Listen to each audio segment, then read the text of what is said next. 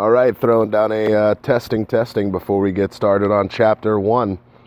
This is the convergence, man. It's Pokemon. It's Pokemon for millennials, as a matter of fact.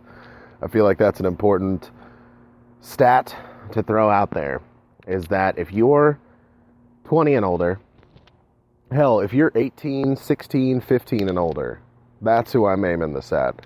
You are deserving of a perfect concept in the course of teaching self-belief, teaching an adventurous spirit and the way thereof. I think that my first experience in the mid-90s with Pokemon, earlier 90s I suppose, was walking in elementary school and kids are acting like fucking crazy people all over the schoolyard, all over the recess yard. And it's not that they're, as of yet, playing, the trading card game. And they're not, talking about, I can't believe you didn't watch the show this morning. They were calling out the names of early sauce Gen 1 Pokemon. And they're swinging their arms and fighting and feigning doing moves. Damn.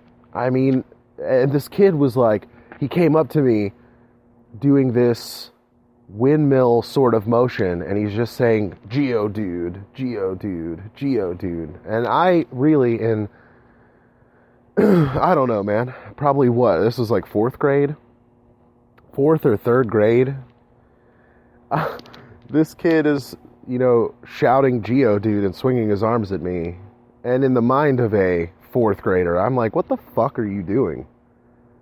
And this dude swiftly reveals to me Pokemon, that there's a show, that there's cards. I can't remember really too vividly whether or not I had talked with him or was early on at all interested in the Game Boy game, because I didn't have a Game Boy. I had a fucking Sega Game Gear and was very pleased with it. But I distinctly remember talking to my friend Ryan later on down the line, another fellow from the neighborhood who had the Game Boy and who had Pokemon Red. But at that point, still probably maybe, that was like 5th or 6th grade, but this dude had like a team of 50s to 60s, and he's showing off this squad of like Blastoise, Pidgeot. I remember he did have the fossil. I think he had an Omastar, unless I'm incorrect. But it was at that moment that I think, looking over his squad and then playing for a while, because after I swore that I wouldn't do anything and save, he's like, you can do whatever you want, just don't save the game. And I kept it real. I wasn't that kid that then there was a story on, oh man, Grindle fucking, I remember in 5th grade, I gave him my Game Boy, and I had beaten the Elite Four, man, and I was training up, and this asshole deleted my save or corrupted my data. Nah, it didn't happen like that. I glanced over his squad and realized, and this is before easy access to the internet, did we have dial-up? Maybe we had dial-up, and I looked it up a little bit there. Nope, I'd remember that. Fuck it, man. What I learned about Pokemon was from the show, from asking for and buying myself booster packs, a starter pack. My mom did at one point buy me a starter pack, and I got a lot of commons, but I did get a Beedrill. I got a Beedrill, I remember that, and in a booster pack, I got a holographic Venusaur, was very proud. But what's more important is, somewhere along the line, I became very shady about the trading card game, and that shit got real. I remember at summer camp several times, we set up a lot of leagues, and a lot of kids are walking around there, especially in a suburban Pennsylvanian fucking summer camp. Maybe that was before it was like 4-H. But the boys and girls summer camp, I was there, and everybody was throwing around Pokemon cards, and I was like, no, man, in the real league, the winner of a Pokemon match gets to pick one Pokemon from the loser's entire deck that he wants to take. And at the beginning, you can designate a starter deck. Like, nobody wants even really, okay, even if it's a fully desirable card in that, to the degree you'd fuck somebody over, even as a kid, I mean, if somebody took a Charizard out of your deck because they got lucky, you might beat somebody up, okay? But you can't say, hey, you know those six Pokemon who you've battled with and grown with since the beginning? Your slave is mine because you lost this duel. It doesn't work that way. Anyway, before I go on more of a rant, I did end up, in the end, with no less than 9 Charizards. And what's interesting is, there was at least one first edition.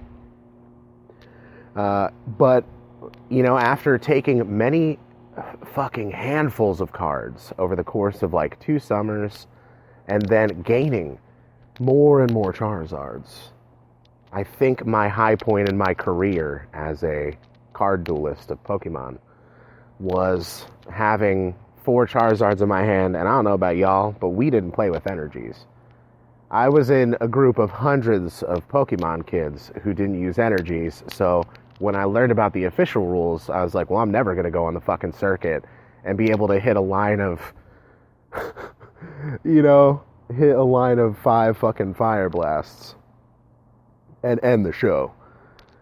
That would be a legendary feat, not of my ability, because I don't use energies and do all that shit. We had a dice to see who went first, and you couldn't attack on the first turn of the match. And we did take out one by one, with the first appearance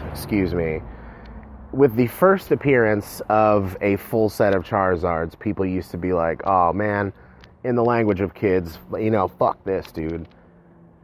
Because you started me, I was slick, but you can't get away with it, man. If you're playing with an enclosed community of players, you can only pull a move like sharking people 3 times before all the kids know, yo, did you see that black kid with a handful of Charizard sweeping everybody, and he took like 5 cards from me?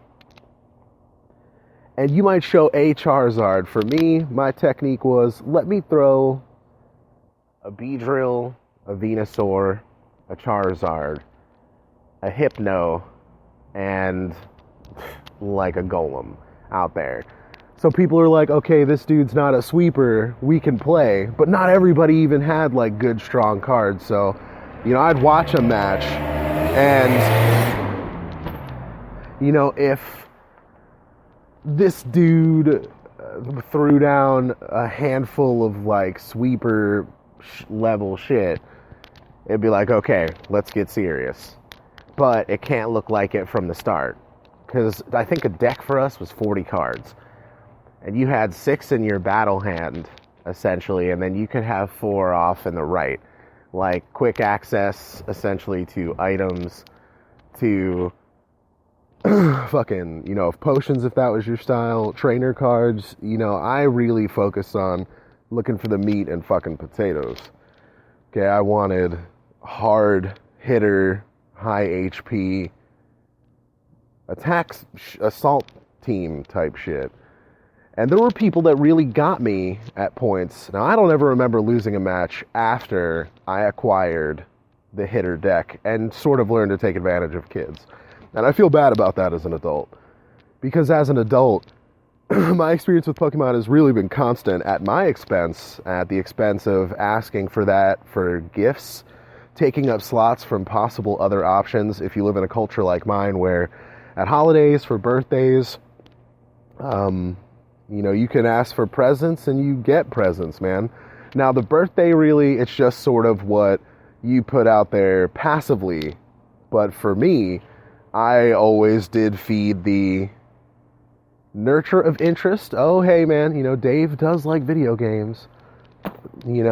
I did well enough in school and was well enough behaved that when Christmas time came and my birthday, my mom, at least, would do me a serious solid. And I remember a Christmas going down and my mom's talking about doing laundry, and I was pissed washer and dryer are in the basement, and I go to open up the washer to put the shit in the dryer, and there's presents in there, and my mom got me. And I should have known it, like, looking back in retrospect, like, why are you following me down here with the camera? You trying to document this like it's Christmas? I just got finished with my presents. I want to play with them, and I gotta deal with laundry and shit before people get here for breakfast. Oh, PlayStation. PlayStation, very soon after it came out, with, like, Crash Bandicoot, Resident Evil, Alone in the Dark, Final Fantasy VII, and I think Bomberman, if that was a thing? No. Something like that. Something out of the old OPM catalogs, if you know what I'm talking about, in the late 90s, early 2000s. OPM, possibly. PC Gamer.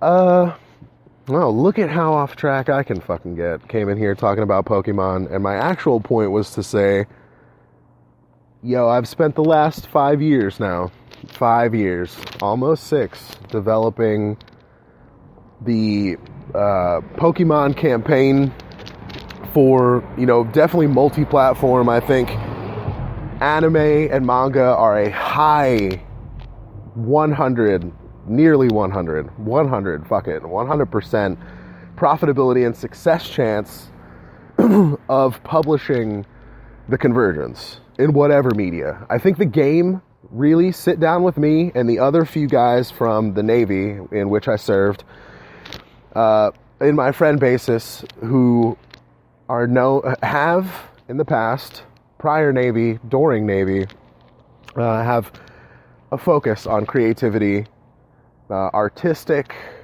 development, and I wouldn't say graphic design. I definitely talk shop with some awesome Imagineers throughout the years that did have knowledge of some programming, some graphic design, some coding, but if I had to call together the troops to, create the perfect game, throw me in the mix. I have several people that we would need. Myself, my friend James Franco, who is a chef. He is a badass mofo. He was a culinary specialist, CS, in the U.S. Navy with me, serving on board our warship in the 2000, what, Jake? 10 to 11, just a little bit ago, almost, a few years range. But now I'm out too, he's out. There's also some hard-hitting, amazingly innovative and creative young dudes. Connor Outlaw, who is going to be the genius behind Space Dad, a future television program who, he and I sat many a night on watch out on the open sea, fucking in front of a console, keeping ourselves alert, keeping ourselves awake throughout those long nights.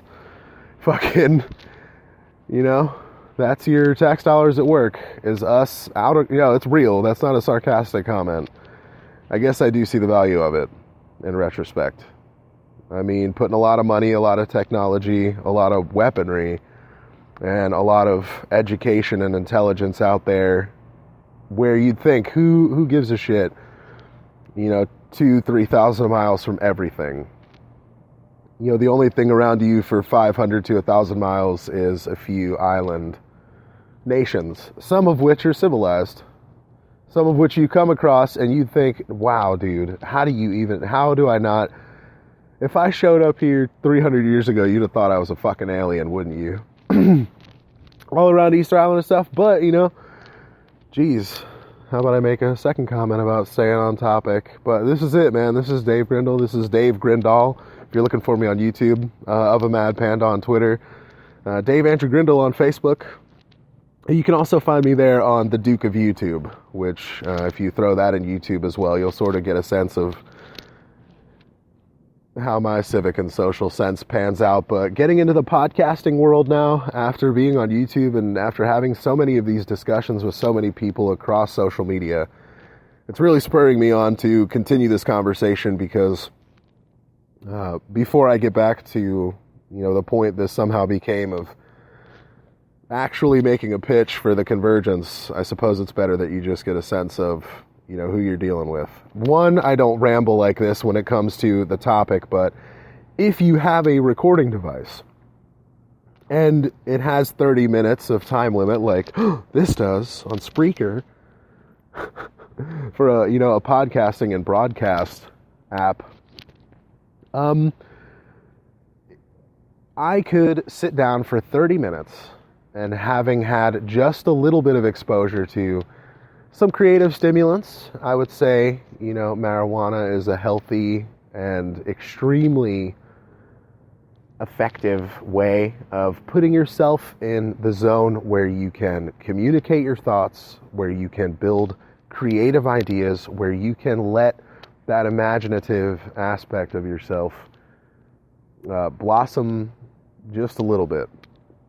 Now, dealing with social media has been a super interesting process in when you put out your opinion, it has to really make sense to you for you to voice it to other people. If you don't feel a certain way, or you don't care enough about a certain subject and people around you are discussing it, even if they're people that matter to you, whose opinions have weight with you, if you don't care about it, you're either going to disregard it, you're going to give a bullshit or convenient answer to it, or you could discuss it. I've discussed religion, I've discussed social and civic policy with family members. Sometimes it hasn't turned out great. I liked, and I think shared. Didn't like it? Maybe. Maybe I just shared it. I shared a Funny or Die video about a comparison of kids dressing up like cowboys and Indians, and it being wrong. And then they dress up like a cop and an unarmed black kid and do that same play. And I don't remember even watching it. I just always appreciate Funny or Die, and I passed by it, saw the title, and was like, I bet you they got that right. And I shared it. And my uncle James is a police officer in the city of Philadelphia. He is a man to be proud of if he is in your family. If you look around and you take any sort of feeling, if you have any thoughts on the concept of the relationship between the police and the public, and you don't look at it as, wow, how many cultural differences are there from one county to another? You have to understand how big the United States is as a whole, number one. You have to understand the differences, not just in terms of how many there are, from one human being to another, from one person to another. Sorry if there was volume change there. Had to adjust my earphone.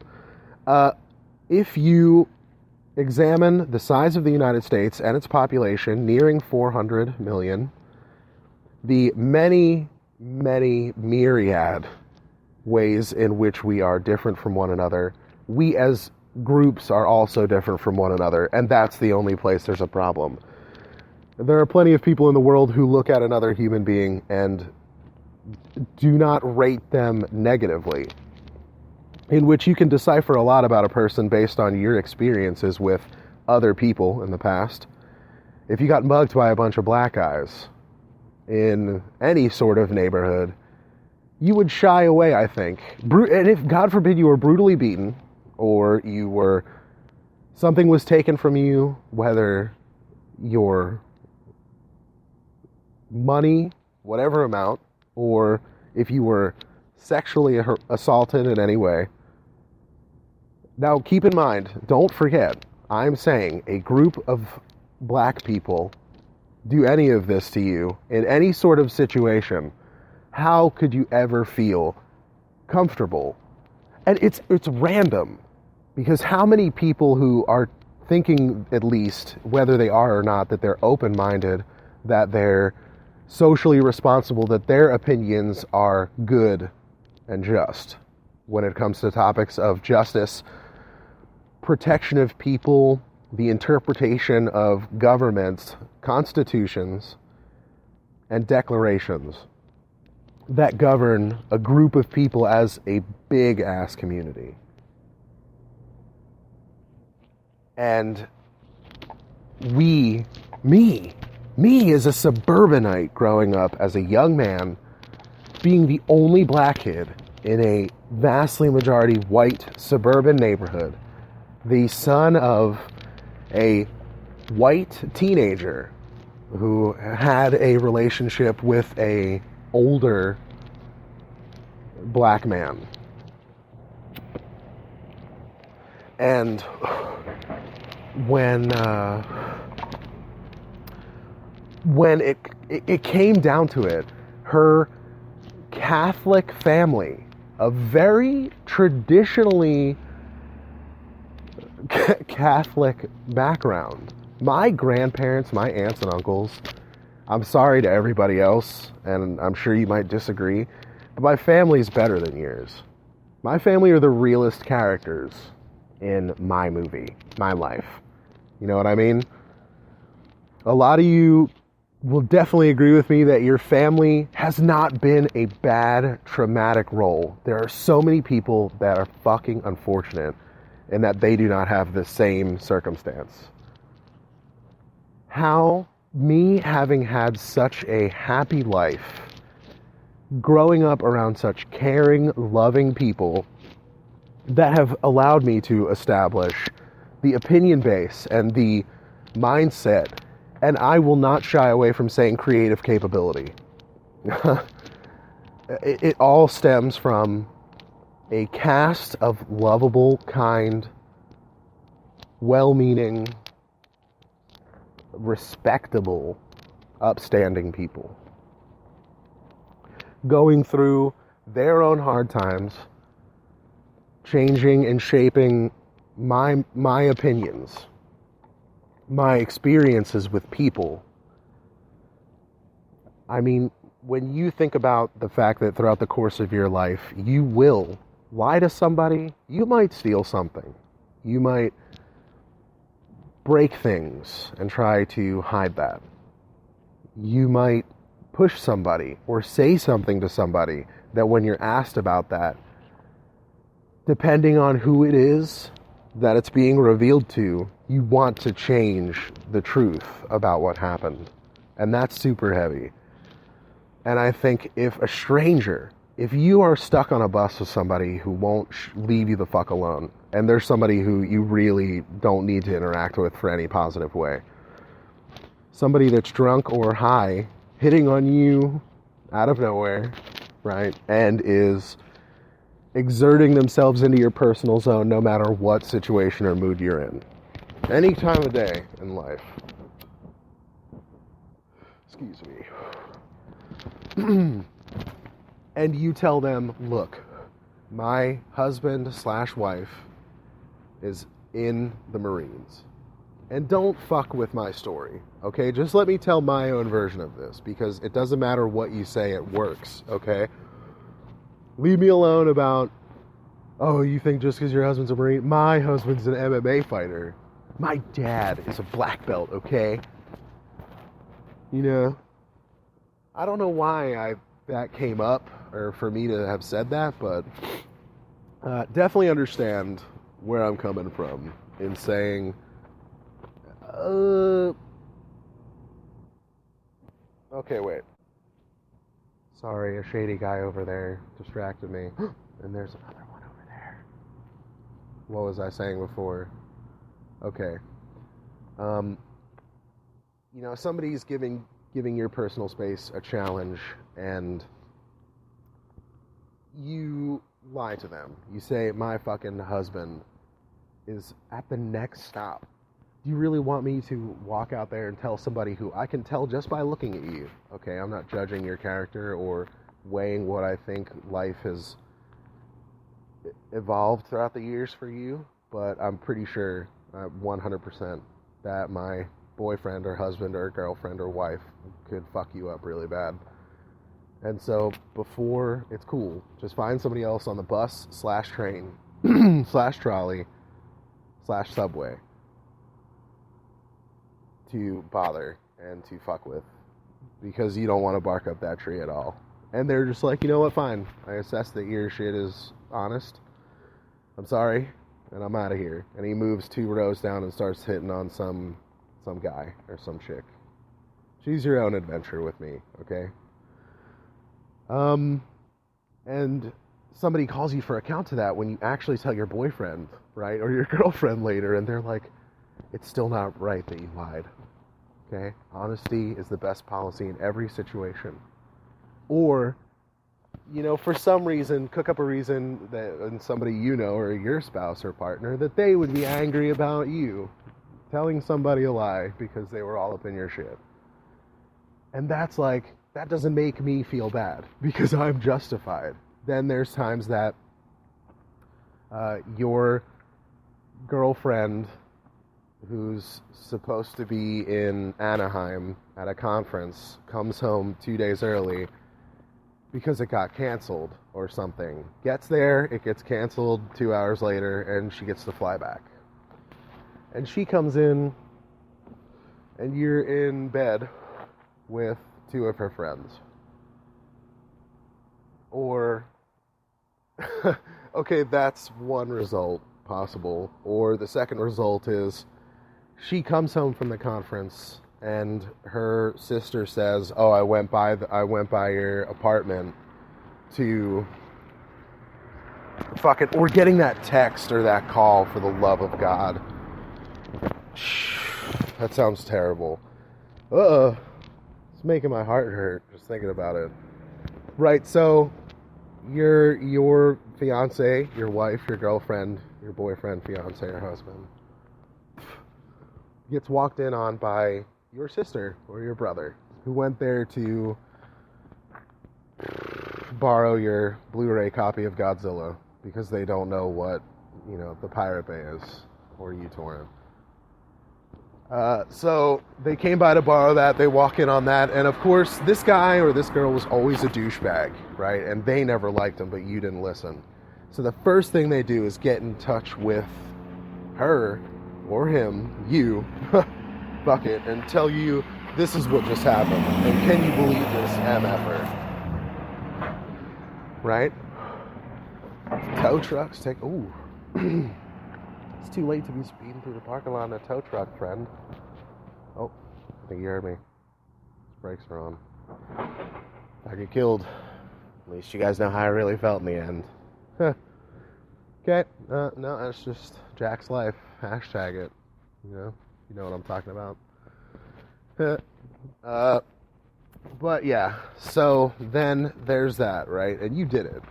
So they can't deny it. God forbid you got pictures taken, and now you're confronted with it. The fact is, you know it. You know it if you've ever looked on Facebook. You know it if you've ever Googled it. People getting caught cheating. People lying about shit. And you're just watching somebody lie and sweat. And what do you say when that happens? Are you the fucking person that, like, would then say, "Nah, man, that's Photoshop. You know they hate me, babe. You know I'd never do that to you, right?" She's like, "Nope, this is a real picture. I don't know why you try to pull that, and it's very obvious. I see your face. It's our room. Everything is where I left it. I recognize both of these girls by their tattoos, their ankle bracelets, their hair ties. It's very nice, Vanessa. Thank you for that." And the guy's still there like, "Babe, you know I'd never fucking cheat on you, man. These are your girls. If that's their shit, you know, they're always coming on to me, dude." And I was telling your brother the other day, okay, he must have deleted the text messages. I deleted the text messages because, you know, that's dude code, and that's what happened. Okay, don't let him lie to you and try to break us up. And how often have you been a guy or a fucking girl here and some kind of friend talk about getting dicked around by somebody and getting lied to by somebody who's blatantly full of shit? And it's just so triumphant, I feel, as we enter the last 30 seconds possible of this broadcast, that somebody will believe some bullshit. And you know what's crazy is that most people will believe some bullshit. And I don't deal in bullshit. I don't deal in bullshit. I deal in real shit. I know the difference. I'm here to help everybody, not only in the creative world, but in the social world, to start getting to know that difference real.